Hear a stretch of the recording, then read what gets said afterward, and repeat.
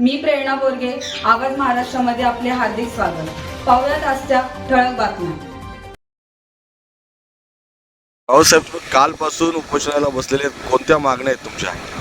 माझ्या प्रमुख मागण्या अशा आहेत की गेली 3 वर्षापासून पुरावा करत आहे. मंदिराच्या ठिकाणी धर्माच्या ठिकाणी इतका मोठा भ्रष्टाचार होतो आणि त्याकडे सार्वजनिक माणसांवर किंवा प्रशासन याकडे दुर्लक्ष करत आहे.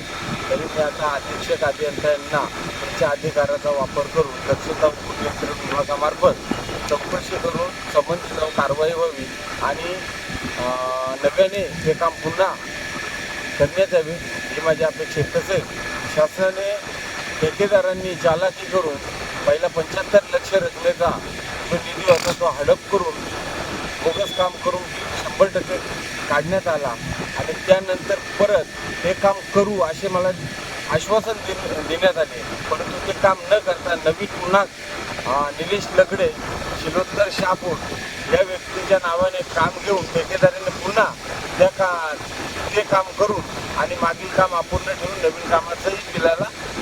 तरी मी अधीक्षक अभियंत्याला विनंती करतो की जोपर्यंत अपूर्ण काम पूर्ण होत नाही तोपर्यंत नवीन कामाचे बिल ठेकेदाराला अदा करण्यात येऊ नये.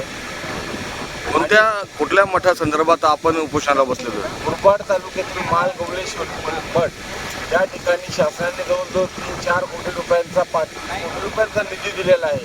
परंतु आज परिस्थिती जर पाहता अधिकारी वर्ग त्याकडे डुकून पाहत नाही आणि जाण्या येण्यासाठी रस्ता सुद्धा नाही आहे. तरी मी याकरताच माझी मागणी प्रमुख ठाम ठेवलेली आहे का माननीय अधीक्षक अभियंता यांनी स्थल पाहणी करून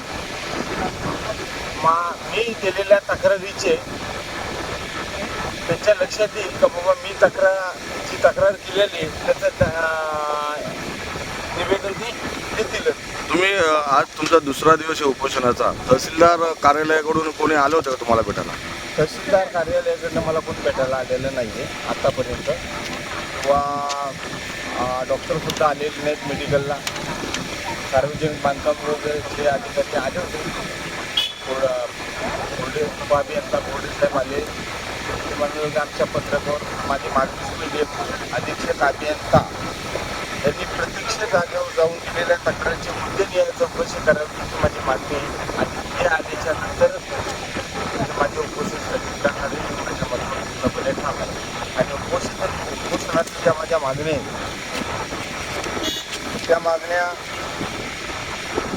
भ्रष्टाचाराला मदत करणारे संबंधित अधिकारी असतील ठेकेदार यांच्यावर कारवाई व्हावी या मागणीसाठी मी बसल्याने माझ्या मागण्यांचा ऐकले अधिकारी कामावर दक्षता गुन्हे नियंत्रण विभागामार्फत चौकशी व्हावी या माझ्या मागण्या.